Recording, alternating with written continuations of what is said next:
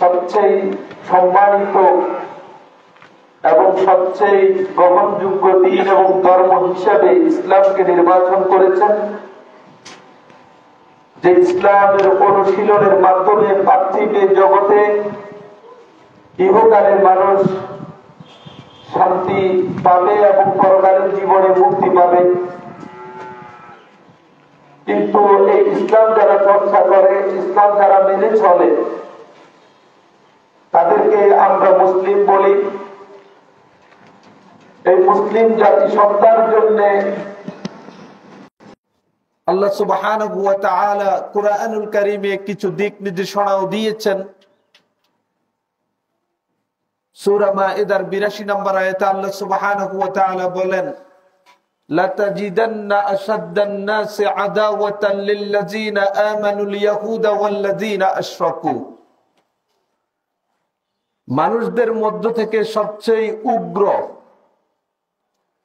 সবচেয়ে কট্টর এবং উগ্র শত্রুতা ঈমানদারদের প্রতি কারা? আল ইয়াহুদ ওয়াল্লাযিনা আশরাকু। আল্লাহ সুবহানাহু ওয়া তাআলা এই আয়াতের প্রতিপাদ্য যেই ঘোষণা করলেন, ঈমানদারদের প্রতি শত্রুতার দিক থেকে সবচেয়ে উগ্র হলো ইহুদি জাতি। দ্বিতীয় হলো ওয়াল্লাযিনা আশরাকু, যারা মুশরিক, পৌত্তলিক, মূর্তি পূজক। এই সকল জাতি গোষ্ঠীর মধ্য থেকে কাফেরদের মধ্যে অনেক জাতি দল গোষ্ঠী রয়েছে, হিন্দু, বৌদ্ধ, খ্রিস্টান, ইহুদি, অনেক ধর্মের অনুসারী আছে। সকলেই মুসলিমদের বিরুদ্ধাচরণ করে, মুসলিমদের বিপরীতে কাজ করে, এটাই স্বাভাবিক। মুসলিমদেরকে তাদের শত্রু মনে করে।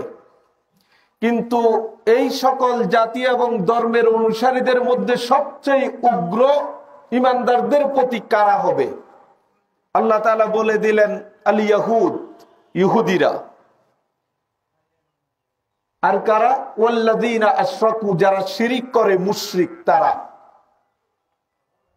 আয়াতের পরের অংশে আল্লাহ সুবহানাহু ওয়া তাআলা বললেন, ওয়ালাতাজিদান্না আকরাবাহুম মাওয়াদ্দাতান লিল্লাযিনা আমানুল্লাযিনা ক্বালু ইন্না নাসারা।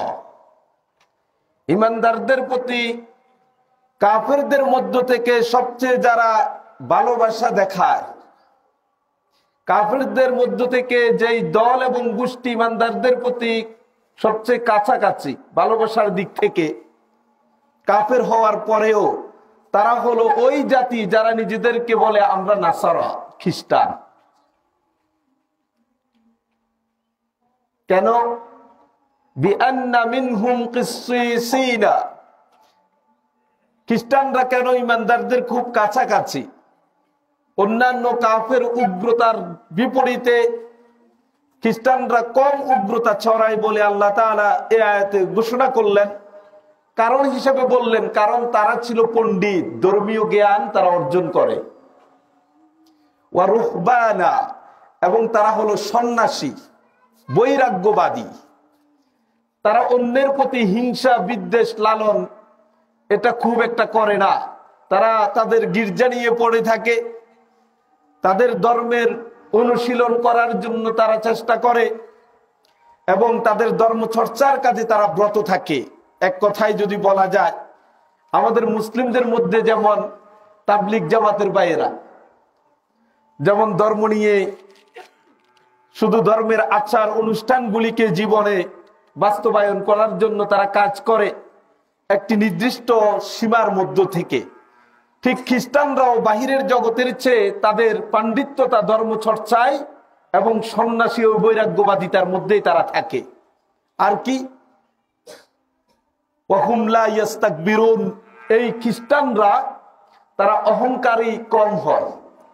তাহলে আল্লাহ সুবহানাহু ওয়া তাআলা ঈমানদারদেরকে জানান দিলেন, তোমরা জেনে রাখো তোমাদের সবচেয়ে যারা বিরুদ্ধাচরণ করবে, কাফের গোষ্ঠী সকলেই মিলে তোমাদের বিরুদ্ধে যা করবে তার মধ্যে উগ্রতার দিক থেকে, ভয়াবহতার দিক থেকে সবার আগে যারা রয়েছে তারা হলো ইহুদি। তারপরে যারা রয়েছে তারা হলো মুশরিক। আপনি একবার তাকিয়ে দেখেন তো সারা পৃথিবীর দিকে দিকে যারা নির্যাতিত, নিষ্পেষিত, বঞ্চনা লাঞ্ছনা অধিকার হারা, যাদের রোনাজারি আহাজারিতে আকাশ বাতাস বাড়ি হয়ে ওঠে, সেই জাতিসত্তার নাম হলো মুসলিম। সেই মুসলিমদের নির্যাতনের ইতিহাস অনেকবার আপনাদের সামনে তুলে ধরার চেষ্টা করেছি। আপনি যদি ফিলিস্তিনের দিকে তাকান, সেখানে যারা নির্যাতন ভোগ করছে তারাই হলো মুসলিম। কারা তাদেরকে নির্যাতন করছে? তারা হলো ইহুদি।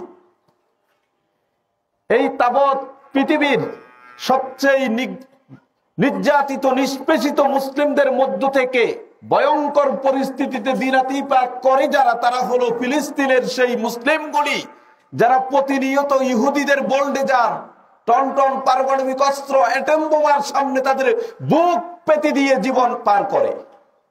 ইহুদিরা এতটাই নৃশংস, জিগাংশু। অনুরূপ ভাবে দেখুন আপনার পার্শ্ববর্তী দেশ চারদিক থেকে আমাদেরকে ঘিরে রেখেছে। পত্রপত্রিকার নিউজ থেকে আমরা যতটুকু দেখি, তাদের যত ক্ষেপণাস্ত্র, বোমা, সবকিছু নাকি চারদিক থেকে এখন তাক করে রেখেছে এদিকে। তাদের ভূখণ্ডে সবচেয়ে বেশি যারা নির্যাতিত এবং নিষ্পেষণের শিকার হয়, সে জাতিসত্তার নাম হলো মুসলিম। কাশ্মীরের হাজার হাজার মুসলিমদেরকে যেভাবে দিবালুকে হত্যা করা হয়, গুজরাটের কসাই মোদি যেভাবে গুজরাটে 2002 সালে মানুষকে, মুসলিমদেরকে বিশেষ করে নির্মম নির্যাতন করে তাদেরকে পৃথিবী থেকে বিদায় করেছেন, সেই গুজরাটের কসাই মোদি আজও থেমে নাই মুসলিমদের বিরুদ্ধে। কাশ্মীরের মানুষগুলি তাদের ন্যূনতম কোনো অধিকার সেখানে দাবি করতে পারে না। তারা আবার আমাদেরকে সবক দেয়, মানবতার সবক। তারা আমাদেরকে তন্ত্রমন্ত্রের ফেরি করে করে আমাদেরকে মানবতাবাদী হওয়ার জন্য সবক শিখাতে চায়। নিজ ভূখণ্ডের মুসলিমগুলি, সংখ্যালঘু যারা রয়েছে, তাদের উপরে নির্মম নির্যাতন চালিয়ে দিবানিশি যাদের রোনাজারি আহাজারিতে আকাশ বাতাস বাড়ি হয়ে ওঠে, সেই মুসলিমগুলির ব্যাপারে কোনো পদক্ষেপ গ্রহণ না করে, মুসলিমদের পক্ষে, মুসলিমদের অধিকারের জন্য কোনো কাজ না করে, উল্টা আমাদেরকে মানবতার সবক দিতে চায়।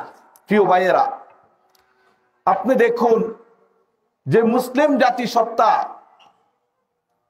সারা পৃথিবী জুড়ে শাসন করেছিল, তাদের হাতে ছিল পৃথিবীর এই আধিপত্য। আমরা নিজেদেরকে মুসলিম বলতে লজ্জাবোধ করি।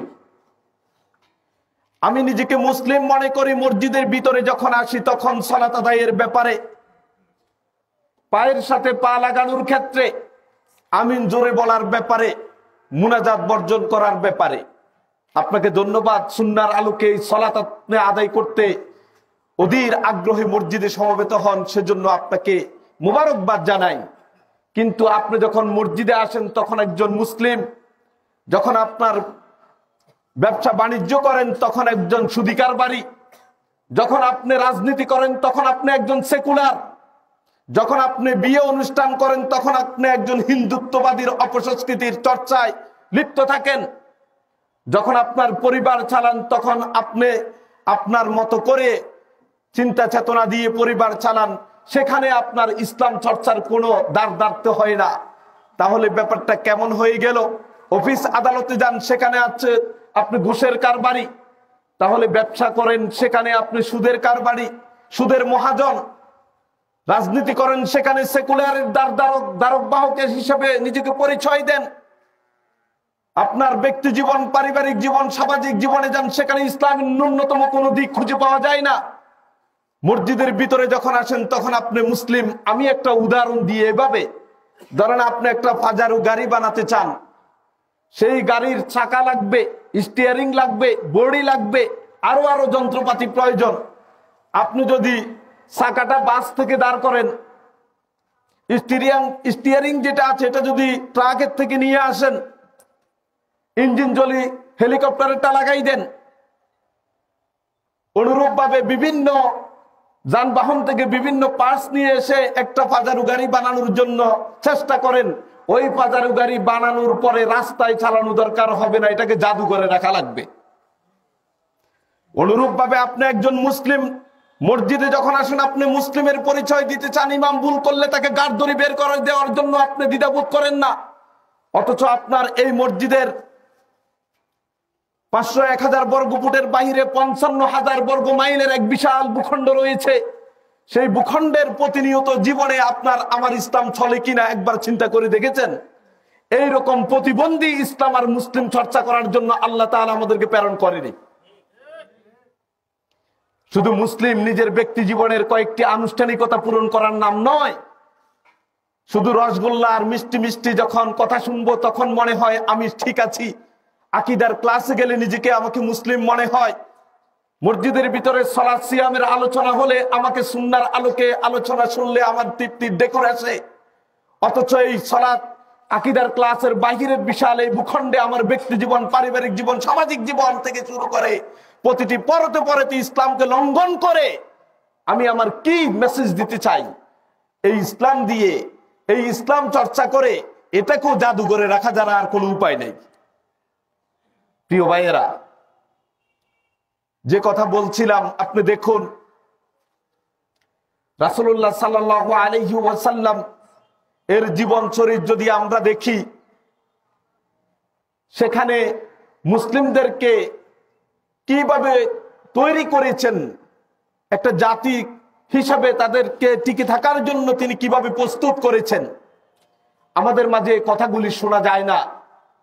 আমরা শুধু সালাত সিয়াম যাকাতের আলোচনা শুনলে নিজেকে খুব পরিতৃপ্ত মনে করি। আপনাকে মনে রাখতে হবে এই ইসলাম হচ্ছে গোটা মানবতার জন্য একটি শান্তির বার্তা দিয়ে থাকে। সেখানে জেহাদের মতো একটা গুরুত্বপূর্ণ বিধানও রয়েছে। সে জেহাদের আলোচনা আপনি কয়টা শুনেন? যে কোরআনুল কারীমে সালাত সিয়াম আকীদার আলোচনা আছে, সেই কোরআনুল কারীমে জিহাদ ফি সাবিলিল্লাহর কথাও আছে। জিহাদ ফি সাবিলিল্লাহর কথা বললে উগ্রবাদী, সন্ত্রাসী, জঙ্গি বলে ট্যাগ লাগিয়ে তাদেরকে থামিয়ে দেওয়ার চেষ্টা করেন। আপনাকে মনে রাখতে হবে এটাই হলো সাম্রাজ্যবাদী জনগোষ্ঠীর, আধিপত্যবাদী সেই জনগোষ্ঠীর পা তারা, তাদের সেই শিখানো বুলি ছাড়া আর কিছু না। কোরআনুল কারীমে সেই জিহাদ ফি সাবিলিল্লাহ, কিতাল ফি সাবিলিল্লাহর যে দিক নির্দেশনা রয়েছে, সেটা কখন আজকে আপনার এই আলোচনা থেকে জেনে নেওয়ার জন্য আমি বিনীতভাবে অনুরোধ করছি। রাসূলুল্লাহ সাল্লাল্লাহু আলাইহি ওয়াসাল্লামের পুরা গোটা জিন্দেগি যদি আপনি পর্যালোচনা করেন তাহলে পেয়ে যাবেন 4টি অবস্থায় মুসলিমদের উপরে জিহাদ ফি সাবিলিল্লাহ। আমি জিহাদ ফি সাবিলিল্লাহ মানে দাওয়াত ফি সাবিলিল্লাহর কথা বলতেছি না আপনাকে। দাওয়াত ফি সাবিলিল্লাহ, আল্লাহর রাস্তায় দাওয়াত দিব, তাওহীদের দাওয়াত দিব, সালাতের দাওয়াত দিব, এগুলি ঠিক আছে। চূড়ান্ত জিহাদ ফি সাবিলিল্লাহ বলে ইসলামে যে সশস্ত্র সংগ্রামের কথা বলে, সেটা কখন আপনার আমার উপর ফরজ হবে সেটা আপনাকে জেনে রাখতে হবে। 4টি অবস্থায় মুসলিমদের উপরে জিহাদ ফরজে আইন হয়। ফরজে আইন মানে প্রত্যেকটি ব্যক্তির উপরে বালেগ হওয়ার পরে সালাত যেমন আদায় করা ফরজ, ঠিক জিহাদ ফি সাবিলিল্লাহ সশস্ত্র সংগ্রাম কাফেরের বিরুদ্ধে 4টি অবস্থায় প্রত্যেক সক্ষম ব্যক্তির উপরে ফরজে আইন হয়। তার 1 নাম্বার হলো ইজা হাজামাল কুফফারু ওয়াল আ'দাউ আলাল মুসলিমিনা আও বিলাদিহিম। ভালো করে মনে রাখবেন, যখন কাফের গোষ্ঠী অথবা শত্রু দল কোন মুসলিমদের উপরে আক্রমণ করে অথবা মুসলিম ভূখণ্ডে আক্রমণ করে, আমি আমার নিজের কথা বলছি না, রাসূলুল্লাহ সাল্লাল্লাহু আলাইহি ওয়াসাল্লামের জীবন থেকে শুরু করে আজকের এই দিন পর্যন্ত তাবৎ ইসলামিক স্কলার একমত 4 অবস্থায় মুসলিমদের উপরে জিহাদ সশস্ত্র সংগ্রাম ফরজে আইন হয়। তার 1 নাম্বার হলো যখন কাফের অথবা শত্রু দল মুসলিমদের উপরে আক্রমণ করে অথবা মুসলিম দেশের উপরে আক্রমণ করে, তখন প্রত্যেক নাগরিকের উপরে, মুসলিমের উপরে জিহাদ ফরজে আইন হয়ে যায়। আপনাকে এটা থেকে পিছপা হওয়ার কোনো সুযোগ নাই, জিহাদ করতেই হবে। আপনি সেখানে অজুহাত দেওয়ার কোনো সুযোগ আল্লাহ তাআলা আপনাকে দেয় নাই। 2 নাম্বার, ইজাস্তানফারাল ইমাম, যখন রাষ্ট্রপ্রধান আপনাকে শত্রু মোকাবেলার জন্য বের হতে ঘোষণা দিবে যে শত্রু মোকাবেলার জন্য তোমাদের সকলকে বের হয়ে পড়া উচিত, আমার যেই বাহিনী আছে এরা এককভাবে সক্ষম না, রাষ্ট্রপ্রধান থেকে যখন ঘোষণা আসবে তখন প্রত্যেক নাগরিকের উপরে জিহাদ ফিসাবিলিল্লাহ করা ফরজে আইন। তৃতীয়ত, যখন জিহাদ ফিসাবিলিল্লাহ ফরজে আইন হয়, ইজাল তাকাল জাহফান, যখন দুই দল মুখোমুখি হয়ে যায়, শত্রু পক্ষ এবং মুসলিম মুখোমুখি হয়েছে, ঠিক এমত অবস্থায় সেখান থেকে আপনি ফিরে চলে আসবেন, সেখান থেকে আপনি পলায়ন করবেন, কবিরা গুনাহ হবে। সালাত ছেড়ে দিলে যেমন কবিরা গুনাহ হয়, ঠিক শত্রু দলের মুখোমুখি হওয়ার পরে ওই জায়গা থেকে যুদ্ধ না করে ফেরত আসা, এটা আরেকটি ভয়ঙ্কর কবিরা গুনাহ। সেখানে আপনার সিদ্ধান্ত একটাই হবে, ইম্মাল জিহাদ ওয়া ইম্মা শাহাদা, হয় জিহাদ করবেন, কাফেরের বিরুদ্ধে ঝাঁপিয়ে পড়বেন, অথবা শাহাদাতকে আলিঙ্গন করে নেবেন, বিকল্প কোনো পথ নাই। 4 নাম্বার, যখন মুসলিমদের উপরে জিহাদ ফরজে আইন হয়, ইজা দাআতিল হাজাতু ইলা মুসাআদাতিল মুসলিমিন, কোন ভূখণ্ডে কোন অঞ্চলে মুসলিমরা নির্যাতিত নিষ্পেষিত কাফের গোষ্ঠী দ্বারা, তখন তাদের সাহায্য সহযোগিতার প্রয়োজনে আপনার যদি যাওয়া লাগে, ওই যাওয়াটাও আপনার জন্য তখন ফরজে আইন। আপনি বলবেন তাহলে কেমন হলো, কাশ্মীরের মুসলিমরা রোনা জারি করছে, আরাকানের মুসলিমদেরকে উদ্বাস্তু শিবিরে পরিণত করেছে, ফিলিস্তিনের মুসলিমদের বাড়িঘরগুলিকে বোল্ডেজার দিয়ে ভেঙে চুরমার করে দিচ্ছে, তাহলে ওই সকল ভূখণ্ডে মুসলিমরা নির্যাতিত, তাদেরকে সাহায্য করার জন্য আমাদের যাওয়া তো ফরজ, তত ফরজে আইন। এক্ষেত্রে আপনার মনে রাখতে হবে, আপনি যে ভূখণ্ডে আছেন সে ভূখণ্ডের ইমাম আপনাকে গোলাম বানিয়ে রেখেছে, পাসপোর্টের নাম দিয়ে সীমানা অতিক্রম করার জন্য বিধিনিষেধ দিয়ে আপনাকে আটকিয়ে রেখেছে। যতক্ষণ তিনি এই উদ্যোগ গ্রহণ না করছেন রাষ্ট্রপ্রধান, ততক্ষণ পর্যন্ত আপনি যেতে পারছেন না। হয় তিনি এই উদ্যোগ গ্রহণ করবেন, মুসলিমদের সহযোগিতায় তার দেশ থেকে সেনাবাহিনী প্রেরণ করবেন, যদি তা না হয় আপনাকে যাওয়ার অনুমতি দিবেন, সেটা যদি না হয় টোটাল দায়ভার কিয়ামতের মাঠে তাকে নেওয়া লাগবে। কথা বুঝাতে পারছি? টোটাল ক্লিয়ার কথা। আপনি আমাকে জঙ্গি মনে করেন আর সন্ত্রাসী মনে করেন, এটাই ইসলাম। ইজাস্তানফারতুম, যদি আপনাকে ডাক দেয় যুদ্ধে বের হওয়ার জন্য, ইমাম কর্তৃক যদি ঘোষণা আসে, তাহলে আপনাকে অবশ্যই বেরিয়ে পড়তে হবে।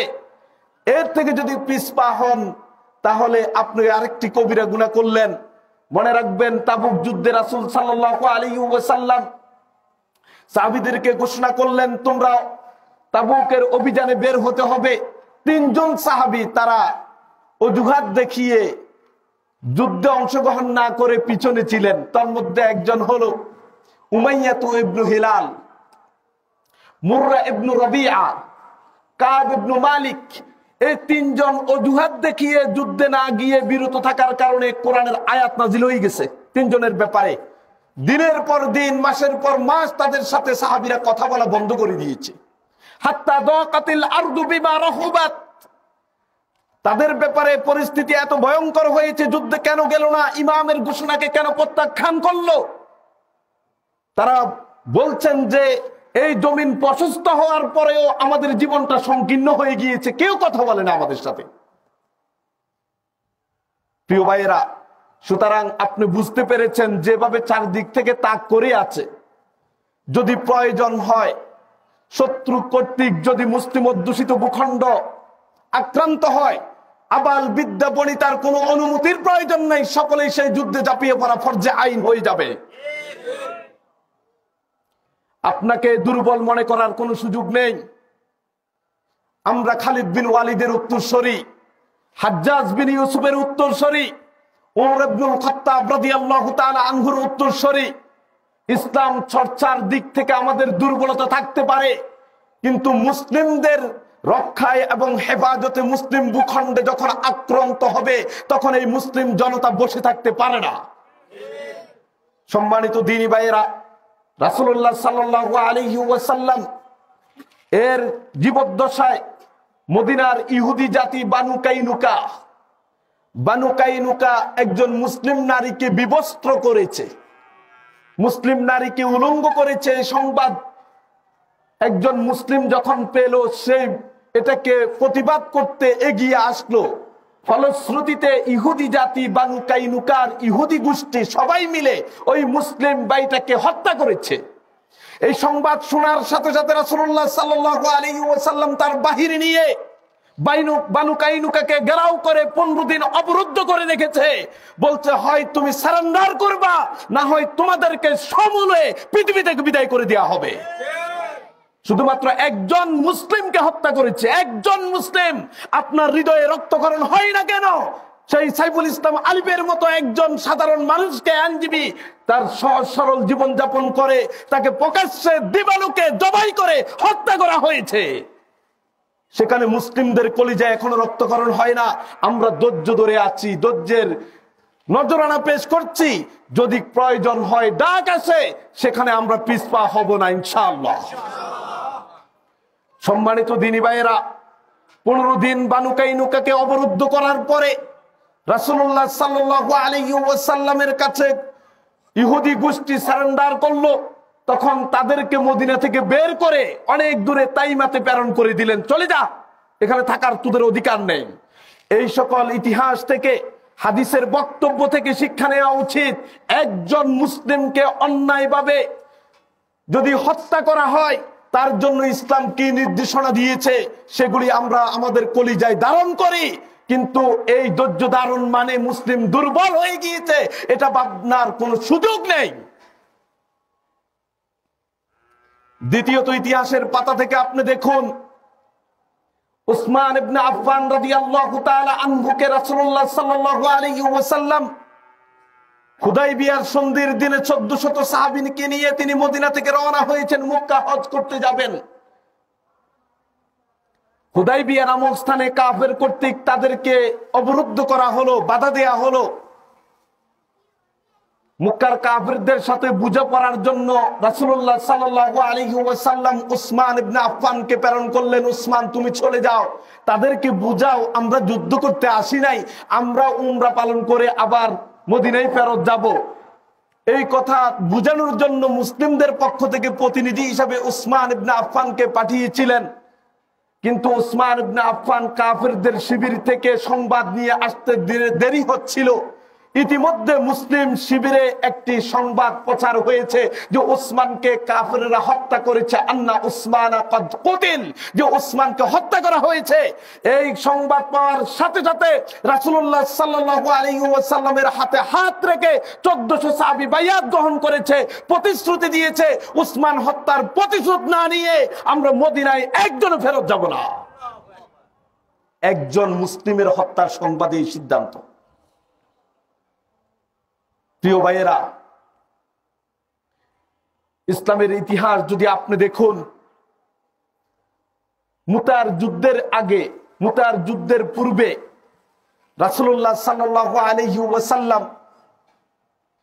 একজন দূত পাঠালেন বসরা এলাকাতে।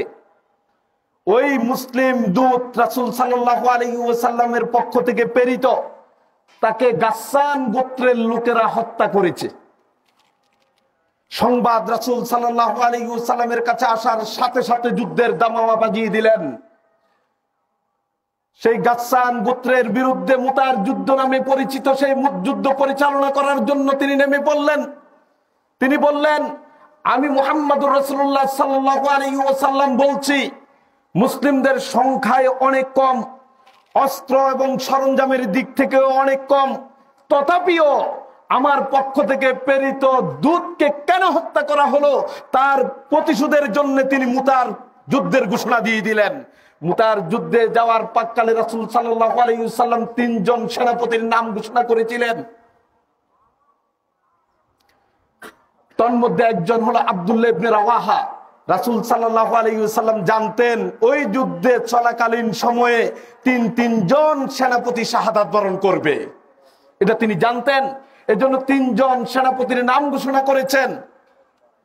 যখন আব্দুল্লাহ ইবনে রাওয়াহার হাতে সেনাপতির দায়িত্ব পতাকা আসলো, তখন তিনি বুঝতে পারলেন মুসলিম সৈনিকরা, সেনাদলরা তারা নিজেদেরকে দুর্বল ভাবছে। এই বিশাল জনগোষ্ঠীর বিপরীতে মুসলিমদের সামান্য সংখ্যক মুসলিমরা কেমনে বিজয় অর্জন করতে পারবে, কেমনে যুদ্ধ করবে। যেমনি ভাবে আপনারা আমরা চিন্তা করি 130 কোটি হিন্দুস্তানের মানুষগুলির বিরুদ্ধে মাত্র 18-20 কোটি মানুষের কি করার সক্ষমতা আছে। তখন আব্দুল্লাহ ইবনে রাওয়াহা এক ঐতিহাসিক ভাষণ দিয়েছেন সৈনিক দলকে লক্ষ্য করে, ইয়া কওমি ইন্নাল্লাতী তাকরাহুনা লিল্লাতী আনতুম খারাজতুম তাতলুবুনা আশ-শাহাদা। হে আমার জাতি, হে মুসলিম সৈনিক দল, শুনে রাখো, তোমরা তো এমন এক পথে বেরিয়ে এসেছ যেই পথে হয় তুমি মৃত্যুবরণ করে শহীদ হবা, না হয় তুমি গাজী হয়ে আবার তোমার বাসস্থানে ফেরত যাবা।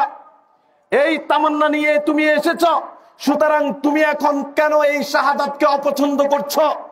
সেই শাহাদাতের তামান্নাকে কেন তুমি ভুলে যাচ্ছ? তোমরা জেনে রাখো, ইন্নামা নুকাতিলুন নাস, ইন্নামা লা নুকাতিলুন নাস বিকাসরাতিন ওয়ালা আদাদিন ওয়া ইন্নামা নুকাতিলুহুম বিহাযাদ দ্বীন আল্লাযী আকরামাল্লাহু বি। আমরা তো এমন জাতি, এমন সৈনিক সেনাদল যারা কোনোদিন অস্ত্র দিয়ে যুদ্ধ করে না, কোন সংখ্যার বিবেচনায় যুদ্ধ করে না। এরা যুদ্ধ করে আল্লাহর পক্ষ থেকে দেয়া এই দ্বীন এবং কোরআনের বিনিময়ে। সুতরাং তোমরা এই দ্বীন এবং কোরআনের বিনিময়ে কলিজায় ধারণ করে কাফিরের উপরে ঝাঁপিয়ে পড়ো। সেই বিজয়ের ছিনিয়ে দেওয়ার জন্য দায়িত্ব হলো আল্লাহর। আব্দুল্লাহ ইবনে রাওয়াহার ঘোষণা শোনার সাথে সাথে সৈনিক দলের ভিতরে এক বিশাল জজবা তৈরি হয়ে গেল। আপনি কি চিন্তা করতে পেরেছেন, শুধুমাত্র একজন দূতকে হত্যা করার জন্য মুতারের যুদ্ধে অসম যুদ্ধ, সংখ্যা অস্ত্রের দিক থেকে কোনো হিসাবই করা যায় না। কোথায় কাফের গোষ্ঠী আর কোথায় মুসলিম, সেখানে মুসলিমদেরকে রাসূল সাল্লাল্লাহু আলাইহি ওয়াসাল্লাম পাঠিয়ে দিলেন। প্রিয় ভাইয়েরা, মাআন অঞ্চলে, মাআন ভূখণ্ডের গভর্নর ছিলেন ফারওয়া ইবনে আমর আল জুদানি। তিনি খ্রিস্টান ধর্ম ত্যাগ করে মুসলিম হওয়ার কারণে রোমানরা তাকে হত্যা করেছে, রোমান খ্রিস্টানরা তাকে হত্যা করেছে। রাসূল সাল্লাল্লাহু আলাইহি ওয়াসাল্লামের কাছে সংবাদ আসার পরে রাসূল সাল্লাল্লাহু আলাইহি ওয়াসাল্লাম তাৎক্ষণিকভাবে তার মৃত্যুর পূর্ব সময়ে তিনি একটি সেনাদলের প্রস্তুতি নিতে ঘোষণা দিলেন এবং বললেন, হে আমার সাহাবারা শোনো, ওসামা ইবনে যায়েদ এর নেতৃত্বে রাসূল সাল্লাল্লাহু আলাইহি ওয়াসাল্লামের মৃত্যুর পূর্বক্ষণে ওই মাআন অঞ্চলের রোমানদের বিরুদ্ধে রাসূল সাল্লাল্লাহু আলাইহি ওয়াসাল্লামের যুদ্ধ পরিচালনা করে দিলেন। আমরা তো সেই বীরের জাতি, আমরা তো সেই মুসলিমদের উত্তরসূরি। আজকেও কোনো মুসলিমকে নির্মম নির্যাতনের যদি শিকার হতে হয় অন্যায়ভাবে, তাহলে মুসলিমরা সেই ইতিহাস ভুলে যাবে না। মুসলিমরা সেই ইতিহাসকে কখনোই ভুলে যাবে না। মুসলিমরা তাদের জীবন দিয়ে হলো তার ভাইয়ের পক্ষে অবস্থান করবে। এই জাতি ঐক্যবদ্ধভাবে সেই কসাই, গুজরাটের কসাই মোদী সরকারের যে কোনো সিদ্ধান্তকে প্রতিহত করবে ইনশাআল্লাহ। প্রিয় ভাইয়েরা, হাজ্জাজ ইবনে ইউসুফের কথা আপনাদেরকে ইতিপূর্বে শুনিয়েছিলাম। হাজ্জাজ ইবনে ইউসুফ যখন হিজাজের গভর্নরের দায়িত্ব নিয়েছিলেন, সেই হাজ্জাজ ইবনে ইউসুফের জীবনে অনেক ঘটনা আছে যেগুলি ইসলামের সাথে সাংঘর্ষিক। তথাপিও তিনি যখন মুসলিমদের খেলাফতের মসনদে অধিষ্ঠিত হন, তখন হাজ্জাজ ইবনে ইউসুফ তার কাছে একটা পত্র প্রেরণ করা হলো। এই পত্রটা প্রেরণ করেছে, আপনারা শুনেছেন, সিন্ধু বিজয়। সিন্ধু, এই হিন্দুস্তানের যে সিন্ধু বিজয়, সিন্ধু অঞ্চলের গভর্নর ছিল, রাজা ছিল রাজা দাহির। আরবের লোকেরা, সাহাবীরা, বিভিন্ন ব্যবসায়ীরা তারা সমুদ্রপথে এই ভারতবর্ষে তারা ব্যবসার কার্য পরিচালনা করতেন। আর রাজা দাহিরের সন্ত্রাসী গোষ্ঠীগুলি ওই ব্যবসায়ীদেরকে ছিনতাই করে নিয়ে, মুসলিম তরুণ তরুণীদেরকে হাইজ্যাক করে নিয়ে তার জিঞ্জির খানার ভিতরে ঢুকিয়ে তাদের ইজ্জত হানি করত, সম্পদগুলিকে লুণ্ঠন করে নিয়ে যেত। সেই রাজা দাহিরের জিঞ্জির খানার ভিতর থেকে একজন মুসলিম যুবতী তরুণী নির্যাতনের পর নির্যাতন ভোগ করতে করতে যখন সহ্য করতে আর পারছিলেন না, দর্শনের পর দর্শনের শিকার হতে হতে যার জীবন তছনছ হয়ে গিয়েছে, এরকম একজন যুবতী নারী তার ওন্নার কোনায় সিরকুট লিখে, ওন্নার কোনার মধ্যে লিখে একজন যে জিঞ্জির খানার ভিতরে ছিল এরকম যুবক যে সার পাচ্ছে, বের হবে সংবাদ পেয়েছে, তার কাছে সিরকুট খানা দিয়ে দিলেন। এই সিরকুট পৌঁছানো হলো হাজ্জাজ ইবনে ইউসুফের হাতে। হাজ্জাজ ইবনে ইউসুফ সেই সিন্ধু থেকে প্রায় ৬,০০০ কিলোমিটার দূরে। সে হাজ্জাজ ইবনে ইউসুফের কাছে যখন চিঠিখানা পৌঁছে তখন রাত্রি গনিয়ে এসেছে। সেই সময়ে তো তিনি কোনো সিদ্ধান্ত নিতে পারছিলেন না। সারা রাত তিনি তার রাজ দরবারের এক প্রান্ত থেকে আরেক প্রান্ত পায়চারি করছেন আর ভাবছেন, কাইফা আকুমু আমামাল্লাহি ইয়াউমাল কিয়ামা, আমি আল্লাহর দরবারে কিভাবে দাঁড়াবো কিয়ামতের দিন, যেদিন আমার এই তরুণী মুসলিম বোন আমার বিরুদ্ধে আল্লাহর কাঠগড়ায় মামলা দায়ের করে বলবে, আল্লাহ এই হাজ্জাজ ইবনে ইউসুফ মুসলিমদের খেলাফতের দায়িত্ব থাকাকালীন সময়ে রাজা দাহিরের জিঞ্জির খানায় আমার ভাই এবং বোনদের উপরে অকথ্য নির্মম নির্যাতন চালিয়ে তরুণী যুবতীদেরকে দর্শন করে তাদেরকে ইজ্জত লুণ্ঠন করেছে। আমি কিভাবে আল্লাহর কাছে জবাব দিব? সারা রাত তিনি এক প্রান্ত থেকে আরেক প্রান্ত শুধু দৌড়াদৌড়ি করছেন, হাঁটাহাঁটি করেছেন। ফজর উদিত হওয়ার পরে তিনি তার সাইরেন বাজালেন, বাজিয়ে ঘোষণা করলেন, হে সেনাদল তোমরা প্রস্তুতি নাও, সেই সিন্ধু অভিযানে বের হতে হবে। তিনি হাজ্জাজ ইবনে ইউসুফের এই ঘোষণা শোনার পরে সেনাদল প্রস্তুত হয়ে গেলেন।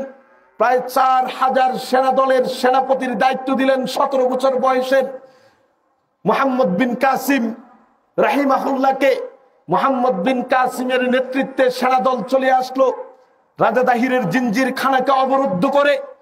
আল্লাহু আকবার তাকবীর ধ্বনি দিয়ে রাজা দাহিরের জিঞ্জির খানাকে ভেঙে চুরমার করে সেখানে অবস্থানরত নির্যাতিত নিষ্পেষিত তরুণ তরুণীদেরকে বের করে নিয়ে এসে ওই মুহাম্মদ বিন কাসিম দুহাত আকাশের দিকে তুলে বললেন, হে আল্লাহ, আমার উপরে অর্পিত দায়িত্ব আমি আদায় করতে পেরেছি।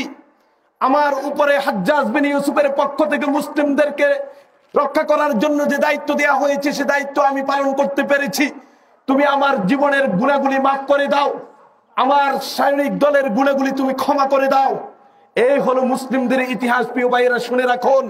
সুতরাং এই ভূখণ্ডের ৯০ মুসলিমের এই দেশে কোনো অমুসলিম বা কোনো কেউ যদি অসৎ উদ্দেশ্য নিয়ে অন্যায়ভাবে কোনো মুসলিমদের উপরে ঝাঁপিয়ে পড়ে তাদের এজেন্ডা বাস্তবায়ন করতে চায়, এই মুসলিম জনসংখ্যা কখনো থেমে থাকবে না। তারা তাদের কলিজায় ধারণ করা ইমানি জজবা নিয়ে সেই সকল অপসিদ্ধান্তগুলি ষড়যন্ত্রগুলিকে রুখে দিবে ইনশাআল্লাহু তাআলা।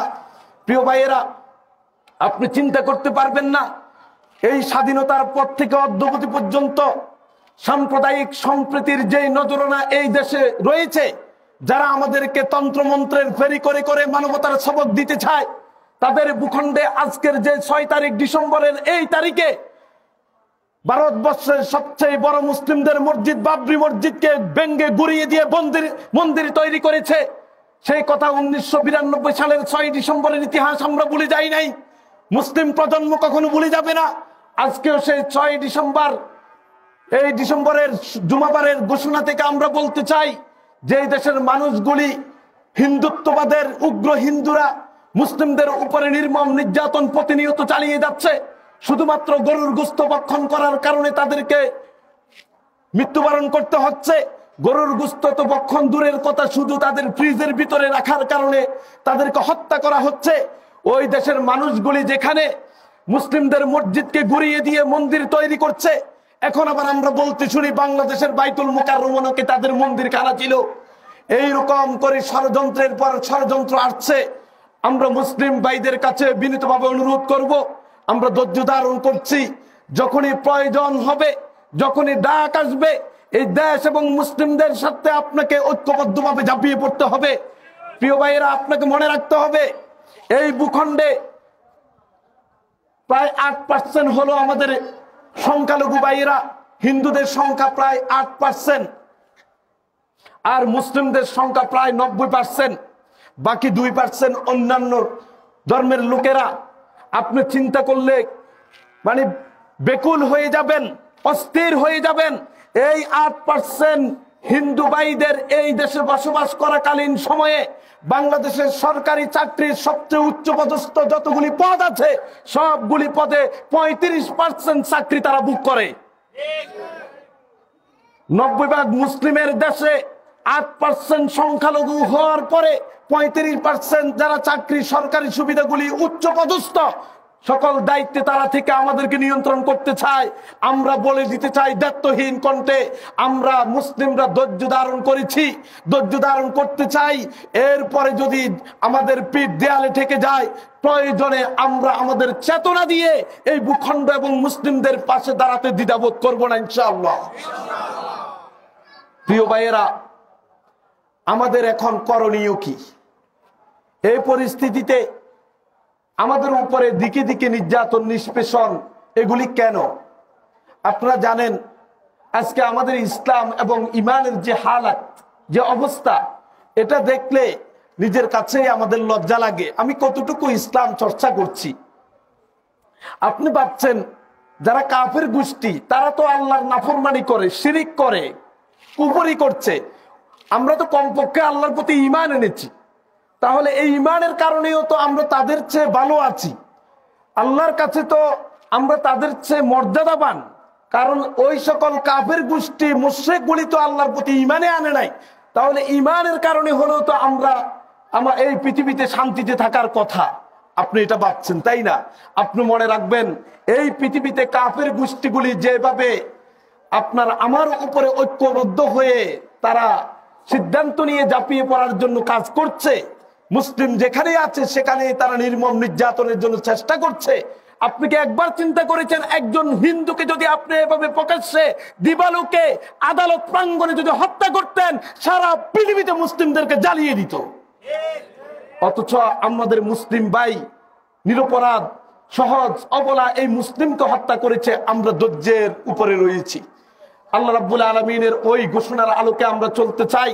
সূরা আনফালের 66 নম্বর আয়াতে আল্লাহ তাআলা বললেন, আতিউল্লাহ ওয়া রাসূলাহ, আল্লাহ আল্লাহ রাসূলের আনুগত্য করো। ওয়ালা তানাজাউ, বিবাদে তোমরা যুক্ত হইও না, ঝগড়া বিবাদে তোমরা জড়িয়ে পড়ো না। যদি ঝগড়া বিবাদে নিজেদের মধ্যে আত্মকলহে তোমরা জড়িয়ে পড়ো, তাহলে ফাতাফশালু, তোমরা ব্যর্থ হয়ে যাবা। ওয়াতাযহাবা রিহুকুম, তোমাদের শক্তি চলে যাবে। ওয়াসবিরু, ধৈর্য ধারণ করো। ইন্নাল্লাহা মাআস সাবিরিন, আল্লাহ তাআলা ধৈর্যশীলদের সাথে রয়েছেন। প্রিয় ভাইরা, আল্লাহ তাআলা কুরআনুল কারীমে ঘোষণা করছেন সূরা আল ইমরানের 105 নম্বর আয়াতে, ওয়ালা তাকুনু কাল্লাযিনা তাফাররাকু ওয়াখতালাফু মিন বা'দি মা জাআহুমুল বায়িনাত, তোমরা ওই সকল জাতির মতো হইও না, ইহুদি নাসারা খ্রিস্টানদের মতো হয়ে যেও না, যে ইহুদি খ্রিস্টানরা তাদের কাছে সুস্পষ্ট নির্দেশনা আসার পরেও তারা নিজেরা নিজেদের আভ্যন্তরীণ কলহ, দ্বন্দ্ব, বিবাদে, মতানৈক্যে, বিভেদের মধ্যে যারা দলাদলিতে যুক্ত হয়ে গিয়েছে, এরকম জাতি তোমরা হইও না। আমরা আমাদের মুসলিমদের স্বার্থে নিজেদের মধ্যে দল মতের ভিন্নতা থাকতে পারে, আদর্শের ভিন্নতা থাকতে পারে, কিন্তু মুসলিম পরিচয় যখন ডাক আসবে সেখানে আমরা কোনো দ্বিধা না করে ওই মুসলিমের পক্ষে দাঁড়াবো, ইনশাআল্লাহ তাআলা। প্রিয় ভাইয়েরা, আমাদের এই পরিস্থিতিতে করণীয় কি? আমাদের এই পরিস্থিতি হলো কেন? একবার কি চিন্তা করেছেন? কাফেররা তো ঐক্যবদ্ধভাবে আমাদের উপরে আছেই, তারা থাকবেই। এটা আল্লাহর ঘোষণা, রাসূল সাল্লাল্লাহু আলাইহি ওয়াসাল্লামের ঘোষণা। আর আমরা এটাকে মোকাবেলা করতে হবে আমাদের ঈমান দিয়ে। কাফেররা দুনিয়ায় তাদের সবকিছু, ভোগ বিলাসিতা, তাদের অস্ত্র সরঞ্জামাদি যা আছে সব তাদের দুনিয়ায়, আখিরাতে তাদের জন্য কোনো কিছু অবশিষ্ট নাই। আপনাকে আমাকে আল্লাহ তাআলা পরীক্ষা করে, যাচাই বাছাই করে, একেবারে কষ্টি পাথরে ঘষে ঈমানটাকে সর্বোচ্চ লেভেলে নিয়ে যেতে চান। কারণ আপনার জন্য রয়েছে পরকালীন জীবনে অনন্ত অসীম কালের সেই সুখময় জান্নাত। সুবহানাল্লাহি বিহামদি। প্রিয় ভাইয়েরা, চলুন রাসূলুল্লাহ সাল্লাল্লাহু আলাইহি ওয়াসাল্লাম এর সাহাবী আবু মাসউদ আল বাদারি রাদিয়াল্লাহু তাআলা আনহু তিনি বলেন, হাদিসটি বর্ণিত হয়েছে 22,361 নম্বর হাদিস মুসনাদে আহমদে, যে দাখালনা মা'আন নবী সাল্লাল্লাহু আলাইহি ওয়াসাল্লাম, আমরা একবার রাসূল সাল্লাল্লাহু আলাইহি ওয়াসাল্লামের সাথে একটা ঘরের ভিতরে প্রবেশ করেছি। প্রবেশ করার পরে রাসূল সাল্লাল্লাহু আলাইহি ওয়াসাল্লাম বললেন আমাদেরকে লক্ষ্য করে, হে আমার সাহাবারা, ইন্না হাযাল আমরা লা ইয়াজালু ফীকুম ওয়া আনতুম উলাতু। সাহাবীরা, এই যে দেখছো মদিনার ইসলামী রাষ্ট্রের দায়িত্ব আমি মুহাম্মদ সাল্লাল্লাহু আলাইহি ওয়াসাল্লামের হাতে, ইসলামী সাম্রাজ্য আমি মুহাম্মদ সাল্লাল্লাহু আলাইহি ওয়াসাল্লাম পরিচালনা করছি কোরআন এবং সুন্নাহর আলোকে। এই রকম ইসলামী সাম্রাজ্যের ক্ষমতা তোমরা সাহাবীদের হাতে থাকবে, এটা তোমাদেরই দায়িত্ব, তোমাদের কাছে এটা থাকার, অন্য কেউ এটাকে চিনিয়ে নিতে পারবে না। নিয়েছে কিনা? আছে আমাদের হাতে? নাই। রাসূল বললেন এটা তোমাদেরই, এর অধিকার তোমাদের, দায়িত্ব, খেলাফতের দায়িত্ব, এই পৃথিবীর শাসন ক্ষমতা এটা তোমাদের কাছে থাকবে। তবে শর্ত হলো মা লাম তুহদিসু আমালা, যতক্ষণ পর্যন্ত তোমরা তোমাদের আমলের মধ্যে, তোমাদের আমলি জিন্দেগিতে কোনো পরিবর্তন না করবা, কোরআন এবং সুন্নাহর বিপরীতে কোনো আমল না করবা, বেদাত না করবা, শিরকের সাথে যুক্ত না হবা এবং মানব রচিত বিধান দিয়ে তোমার জীবন পরিচালনা না করবা, ততক্ষণ পর্যন্ত জমিনের দায়িত্ব তোমাদের কাছে থাকবে। আছে? আমাদের হাতে আছে? কেন? আমরা আমাদের মতো, বললাম একটু আগে, মসজিদে আসছে ইসলাম, মসজিদের বাইরে গেলে ব্যবসা বাণিজ্য একরকম, সংস্কৃতিতে আরেক রকম, সুদি কারবার, ঘুষ, অপসংস্কৃতি, সবকিছু দিয়ে কেমনে আপনি সহি আকীদা বলে গর্ববোধ করেন? আমি অনেক ভাইয়ের কথা জানি, আমার পরিচিত, সহি আকীদা মসজিদে পায়ে পায়ে না লাগালে ঝগড়া করি, সেই ভালোবাসার কারণে করেন রাসূলুল্লাহ সুন্নাহ। এই লোকটাই তার মেয়েকে কেমনে পর্দা ছাড়া রাস্তায় বের করে দেয়, কেমনে তার ছেলে দাড়ি কাটে, টাকনুর নিচে প্যান্ট পরে, কারবার করে, সুদি কারবার, ব্যবসা বাণিজ্য যখন করে সেখানে অন্যায়, অবিচার, জুলুম করে। এই হলো আমাদের এর নাম সহি আকীদা না। শুধু আপনি রসগোল্লাগুলি খাবেন ইসলামের, আর বাহিরের জগৎ, কষ্টকর জগতে আর সুন্নাহ মানেন না, তার মানে এটা প্রতিবন্ধী ইসলাম। রাসূল সাল্লাল্লাহু আলাইহি ওয়াসাল্লাম আপনাকে প্রতিবন্ধী ইসলাম দিয়ে গিয়েছে। পূর্ণাঙ্গ জীবন দ্বারা ইসলাম দিয়ে যদি আপনি চর্চা করতে না পারেন, তাহলে আপনি নিজেকে মুসলিম বলে পরিচয় দেওয়ার এই দুঃসাহসিকতা দেখাবেন কি করে? প্রিয় ভাইয়েরা, আমরা শুধু খণ্ডিত ইসলাম নিয়ে কথা বলি, যে যেদিকে যায় শুধু ওইটা নিয়ে আমরা কথা বলা শুরু করি। আমাদেরকে ভাবতে হবে, আমাদের সহি সুন্নাহর প্রতিফলন জীবনের পরতে পরতে এটাকে দেখাতে হবে। যদি ব্যত্যয় হয় তাহলে আপনার আমার জন্য অশনি সংকেত। এরপরে রাসূল কি বলল?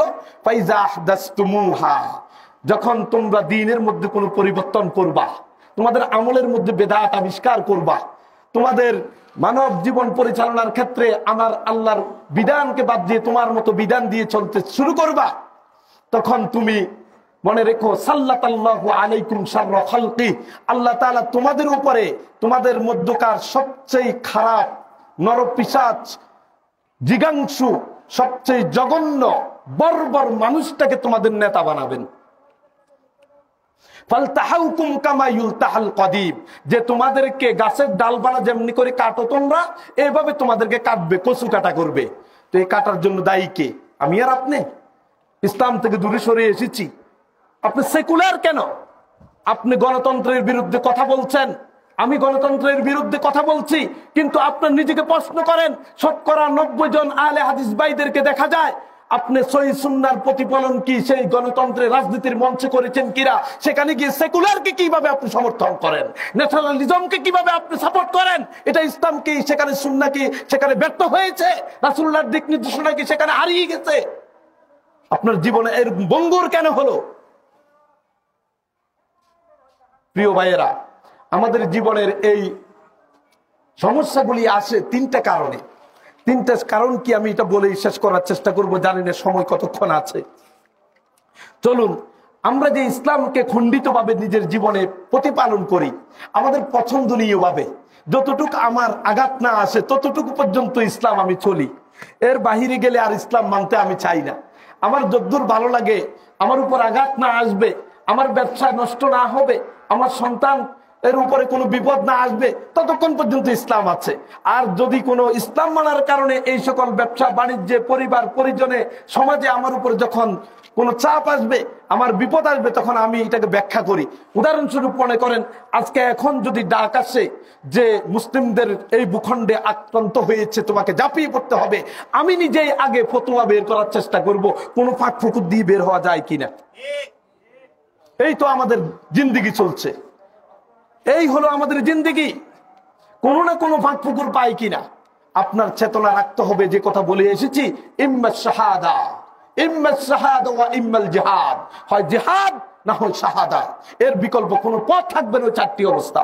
তাহলে আমাদের এই ভিতরে এই অন্যায়গুলি কেন আসে, যার কারণে আমরা যুগে যুগে শুধু নিষ্পেষিত হচ্ছি? তিনটা কারণে আসে। তার এক নম্বর কারণ হলো আমরা আমাদের নফসকে ইলা বানিয়ে নিয়েছি। নফস যেমনি বলে, এই যে বললাম, আমি তখন চিন্তা করব যে কোন রকম কোনোভাবে একটা বৈধ পথ বের করা যায় কিনা। মানে কোনো ব্যাপারেই আপনাকে যদি ইসলামের কথা বলা হয়, সেখানে আপনার স্বার্থের নষ্ট হয়। অনেক ভাইকে দেখি আমাদেরকে জিজ্ঞেস করে, ভাই এই মাসালাটা কি হবে? সে ভালো করে জানে যে এটা সুদ, সে ভালো করে জানে এটা অন্যায়, সে শুধু আমার থেকে কোনোভাবে ইনিয়ে বিনিয়ে একটা ফাঁক পুকুর পেতে চায়। আবার একই মাসালায় 10 জনকে জিজ্ঞেস করে যখন যেটা তার মতের সাথে মিলে যায়, বলে অমুক সাহেব তো বলেছে। তো অমুক সাহেব বলার পরে আপনি আমাকে জিজ্ঞেস করলেন কেন? আপনি কি বুঝাতে চান? আপনি বুঝাতে চান ফাঁক ফুকুর পাইলে হারামটা কেমনে চর্চা করা যায়, তাই না? নিজেকে একবার প্রশ্ন করেন। নফসকে যখন ইলা বানায় তখন আর সুন্নাহর উপরে থাকার সুযোগ থাকে না। আল্লাহ তাআলা কি বলে দেখুন, সংক্ষেপে শেষ করছি।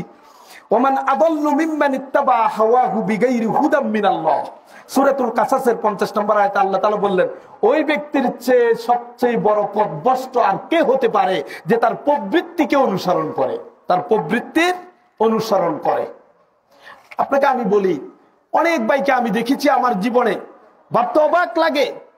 বিয়ের আয়োজন হয়েছে, ছেলে মেয়ের সাথে কথাবার্তা হয়ে আগ্দ সম্পন্ন হয়নি, কথাবার্তা হয়েছে বিয়ে হবে। আগ্দ হওয়ার আগ পর্যন্ত এই নারী আপনার জন্য হারাম। যতক্ষণ আগ্দ না হচ্ছে ততক্ষণ পর্যন্ত তার সাথে আপনি দেখা দিতে পারবেন না, তার সাথে কথা বলতে পারবেন না, তার সাথে অশ্লীল তো দূরের কথা, একান্ত প্রয়োজনীয় কথা ছাড়া, যদি বিশেষ কারণ হয় সেটা ছাড়া আপনি বলার সুযোগ নেই। কিন্তু দিবানিশি কি করে রাতের গভীরে সেটিং করে, অভিভাবক জানে। এরকম কত বলবো আপনাকে? এই তো আমাদের জীবন, এই হলো আমাদের মুসলিমদের লাইফ। এই মুসলিম দিয়ে কি হবে আমাদের বলেন? আল্লাহ তাআলা বললেন, আবার সেখানে কি ওই যে ইসলামাইজেশন করে, অসুবিধা কি, সব তো ঠিকঠাক, আমরা তো এই যে 4-5 দিন আছে বিয়ে হয়ে যাবে, একটু বোঝাপড়া করে নিয়ে, আর কি বোঝাপড়া করে নিচ্ছে। যার সাথে বিয়ে হবে তার সাথে আগ থেকে বোঝাপড়া করে নিচ্ছে। তো আমরা যারা বোঝাপড়া করি নাই, তাহলে আমাদের বিয়েটা মনে হয় সার্থক হলো না। আমরা খুব হারিয়ে ফেলেছি অনেক কিছু, বোঝাপড়া ছিল না আমাদের। ওমান আদাল্লু মিম্মান ইত্তাবা হাওয়াহু বিগাইরি হুদাম মিনাল্লাহ, আল্লাহর পক্ষ থেকে হেদায়েত আসার পরেও আল্লাহ বলে দিচ্ছে তোমাকে এটা করতে হবে, এটা ছাড়তে হবে। এটা আপনার যেমন মসজিদে, আপনার বাড়িতে, ব্যবসায় বাণিজ্যে, সর্বত্র যেটা আল্লাহর বিধান, এটাকে বাদ দিয়ে যখন আপনার প্রবৃত্তির আলোকে চলেন, এই ব্যক্তির চেয়ে সবচেয়ে বড় পথভ্রষ্ট আর কে হতে পারে আপনি বলেন? অথচ আমি বলছি আমি সহিহ সুন্নাহর অধিকারী, আর ওইখানে ওজনে কম দিই, কথা বললে মিশা কথা বলি, আমানত খেয়ানত করি, আর সহিহ আকীদা। এটা তো সহিহ আকীদার দোষ না, আপনি পরিচয় দিবেন না যতক্ষণ পর্যন্ত আকীদার দাবির আলোকে আপনার জীবন না চলছে। 2 নাম্বার যে কারণে আমরা এগুলি করি, সেটা হলো বাপ দাদাদের রেখে যাওয়া নীতি আদর্শকে আমরা ছাড়তে পারি না। কথা বললেই ইসলাম কি বলছে সেটার আগে কেমনে যে এটা করি, আমার বাপ কি বলবে, মা কি বলবে, আমার দাদা কি বলবে, আমরা ভুক্তভোগী এইরকম অনেক কিছুতে। কিন্তু আপনি অটল থাকতে হবে আল্লাহর আদেশের উপরে, রাসূলের আদেশের উপরে। যদি না পারেন তাহলে তো আপনি বাপ দাদাকে ইলা বানালেন, আপনার রেখে যাওয়া পূর্বপুরুষদের রীতিনীতি আদর্শকে মাবুদ বানিয়ে নিলেন, তার নির্দেশনার আলোকে আপনি চললেন। সমাজে আছে এজন্য আপনি করছেন, সমাজে আছে বলে আপনি করবেন, কোরআন সুন্নাহ নাম অনুমোদন দিলেও করবেন। এটা তো পূর্ববর্তী কাফের মুশরিকদের ঘোষণা ছিল। নবী ইব্রাহিম আলাইহিস সালামের অনুসারীরা এটা বলেছে, আজিতানা লিতালফিতানা আম্মা ওয়াজাদনা আলাইহা আবানা। নবী মুসা তুমি আমাদের কাছে আসছো কেন? আমাদের বাপ দাদারা যা বলছে এর বিপরীতে অন্যদিকে নিয়ে যাওয়ার জন্য আমরা এটা করতে পারবো। ইব্রাহিম আলাইহিস সালামের জাতীয় একই কথা বলছে, ওয়াজাদনা আবাআনা লাহা আবিদিন, আমাদের বাপ দাদাদেরকে পেয়েছি ওই সকল দেবদেবী মূর্তি পূজকেদের ইবাদত করে, তাহলে তুমি কেন আরেকটা বলো? এরকম আমরাও সমাজে দেখি, আমাদের ভাইদেরকে যখন বুঝাতে চাই, বলতে চাই, বলে যে আসলে সমাজে যে রসম রেওয়াজ নীতি আদর্শ এর বাইরে আসাটা অনেক কষ্ট হয়ে যাচ্ছে। আপনি যদি আল্লাহ এবং আল্লাহ রাসূলকে ভালোবাসেন তাহলে অবশ্যই এটার উপরে থাকতে হবে। 3 নম্বর আরেকটা কারণে আমাদের এই সকল অন্যায় অপরাধগুলি সুন্নাহর বাহিরের কাজগুলি হয়, সেটা হলো অধিকাংশের মতামতের ভিত্তিতে আমরা কাজ করি। কোনো কাজ করার আগে কোরআন কি বলেছে, সুন্নাহ কি বলেছে এটা দেখার প্রয়োজন মনে করি না। অধিকাংশ গণতন্ত্র, অধিকাংশ বলেছে বাস আল্লাহর বিধানের উপরে ছুরি চালাও, তোমার মতটাকে এখানে বসে দাও। ওই 300 জন সংসদে বসে আল্লাহর বিধানের উপরে আইন রচনা করে, এর চেয়ে ভয়ঙ্কর আসমানের নিচে জমিনের উপরে আল্লাহর বিরুদ্ধে আচরণ আর কি হতে পারে? একবার চিন্তা করে। যে কোনো ক্ষেত্রে আমাদের কোন মাজলিসে বসলেও বলে আপনারা কি বলেন, বলে আপনি কি বলেন, আপনি কি বলেন, বলতে বলতে যদি অধিকাংশ একটা কয়, যদি এটা কোরআন সুন্নাহর বিপরীতেও যায়, তো ঠিক আছে এটা আসেনি, এরকম হয়। তাহলে এই কারণেও আমরা সুন্নাহ থেকে অনেক দূরে সরে যাই, ইসলামী যে বাগদারা এর থেকে দূরে সরে যাই। আল্লাহ তাআলা বললেন ওয়া ইন তুতি আকতারা মান ফিল আরদি ইউদিল্লুকা আন সাবিলিল্লাহ, যদি মুহাম্মদ তুমি জমিনে বসবাসরত মানুষদের অধিকাংশকে অনুসরণ করো, অধিকাংশের মতের আলোকে চলো, তাহলে ইউদিল্লুকা আন সাবিলিল্লাহ, তারা তোমাকে আল্লাহর পথ থেকে পথভ্রষ্ট করে দিবে, বহু দূরের সিটকে ফেলে দিবে। সুতরাং সবকিছুর ক্ষেত্রে অধিকাংশের মতের আলোকে চলার সুযোগ ইসলামে দেয় নাই। তাহলে সংক্ষেপে যেটা বললাম, আমরা অনইসলামিক কাজগুলি, ইসলামিক চেতনার বাহিরের কাজগুলি 3টি কারণে করি। একটা হলো আমাদের প্রবৃত্তির অনুসরণের কারণে, দ্বিতীয় হলো আমাদের বাপদাদার রেওয়াজ রীতি আদর্শকে মেনে চলার কারণে, তৃতীয়ত হলো অধিকাংশের মতাদর্শের আলোকে চলার কারণে। যদি আপনি 3টা দেবতা, এই 3টা কিন্তু আপনার সামনে মূর্তি পূজার সামনে দিয়ে হেঁটে যান, আপনার খুব কষ্ট হয়। আহা, মানুষ কেমনি পূজা করে? এই সুস্থ মস্তিষ্ক আছে, সুস্থ মানুষ, জ্ঞানী মানুষ, এই মূর্তি যার কোনো ক্ষমতা নেই, এ কেমনে করে আপনি বলেন না? অথচ আপনি নিজের ভিতরে আরো এরকম 3টা মূর্তি তৈরি করে রাখছেন, একটা প্রবৃত্তি, বাপদাদা, অধিকাংশ।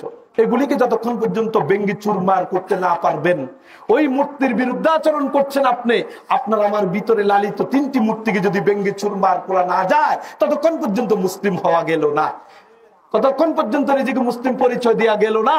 আল্লাহ তাআলার এই কথা বলেই শেষ করছি, ওমাই ইউসলিম ওয়াজহাহু ইলাল্লাহ ওয়া হুয়া মুহসিন, যে ব্যক্তি তার চেহারাকে, তার জীবন আদর্শকে সমর্পণ করে, আত্মসমর্পণ করে দেয় আল্লাহর প্রতি, ওয়া হুয়া মুহসিন, ন্যায়সঙ্গত ভাবে আল্লাহ যেমনটা বলেছে সকল ক্ষেত্রে কোনো প্রশ্ন ছাড়া তার কাছে আত্মসমর্পণ, সারেন্ডার করে দেয়, সেই আসলেই শক্তিশালী একটা রশিকে ধরে রেখেছে। সুবহানাল্লাহ বিহামদি। তাহলে আসেন, ইসলাম মানে সালাত, সিয়াম, যাকাতের মধ্যেই শুধু সীমাবদ্ধ না, আমাদের সামগ্রিক জীবনে ইসলামের প্রতিপালন করা, নীতি আদর্শের আলোকে চলা। না হলে আপনি চোখ বন্ধ করে রাতের আধারে হিসাব করবেন যে পুরা জীবনের যে ইসলাম, পুরা জিন্দেগি যে ইসলাম, সেটা সালাত, সিয়াম, যাকাত কত পার্সেন্ট, আর এটার বাহিরে আর কত পার্সেন্ট, আমি কত পার্সেন্ট মুসলিম আর কত পার্সেন্ট মুসলিম না। এখন আপনি যদি আল্লাহর কাছে যাই বলেন, আল্লাহ বললো যে তোমরা ঐক্যবদ্ধ হও, আপনি বললেন দেখেন আমাদের বংশে পূর্বপুরুষদের থেকে চলমান, এদের সাথে আমাদের শত্রুতা আছে, আমি এটা করতে পারবো না। তা আল্লাহ বলবে ঠিক আছে, যেহেতু তুমি ঐক্যবদ্ধ হতে পারলা না, নিজেদের মধ্যে ভেদাভেদ করলা, আমি তোমাকে ভেঙ্গে চুরমার করে দিলাম, তো কি করবেন? মানে আল্লাহর কাছে একটা উদাহরণ দিলাম, সর্বত্রই আপনাকে সঁপে দিতে হবে, তাহলে আল্লাহর পক্ষ থেকে সাহায্যের আশা করা যাবে। আল্লাহ তাআলা আমাদেরকে বুঝার তৌফিক দান করুন, আমিন। সুবহানাকাল্লাহুম্মা ওয়া বিহামদিক, আশহাদু আল্লা ইলাহা ইল্লা আনতা, আস্তাগফিরুকা ওয়া আতুবু ইলাইক। আসসালামু আলাইকুম ওয়া রাহমাতুল্লাহি ওয়া বারাকাতুহু।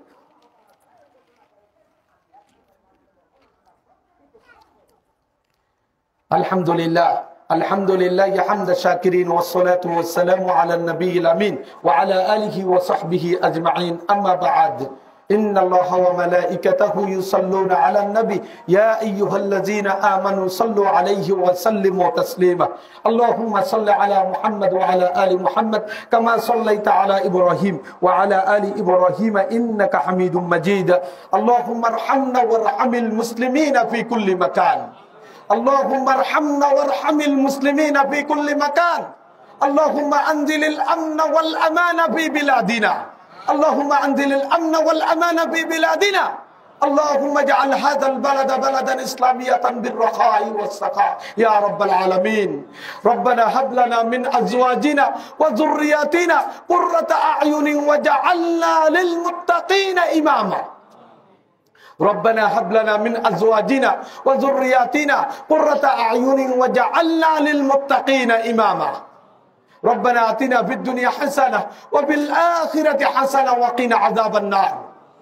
اللهم ارحمنا وارحم موتانا اللهم اشفنا واشف مرضانا يا الله اللهم أصلحنا وأصلح شبابنا وشباب المسلمين يا رب العالمين সম্মানিত দ্বীনি ভাইয়েরা এই মসজিদে আপনারা যারা প্রত্যেক জুমার দিনে দূর দূরান্ত থেকে আসেন আপনাদের কাছে প্রত্যেক জুমায় আমরা আবেদন জানাই মসজিদের অনেক কাজ অসম্পূর্ণ দেখতে পাচ্ছেন চারদিকে খোলা আপনাদের ঐকান্তিক চেষ্টা এবং সহযোগিতায় যতটুকু কাজ হয়েছে বাকি কাজ সম্পূর্ণ করার জন্য আপনাদেরই সাহায্য লাগবে আপনাদেরই সহযোগিতা প্রয়োজন এখানে দূর থেকে এসে বিনদেশি কেউ এসে খুব বেশি সহযোগিতা করবে না তা আপনাদের কাছে আমাদের বিনীত অনুরোধ আপনাদের আর্থিক উপার্জনের একটি অংশ প্রত্যেক মাসে এই মসজিদে আপনারা দিবেন ইনশাআল্লাহ যাতে করে মসজিদের অসমাপ্ত কাজ সুসম্পন্ন করার সুযোগ হয় এবং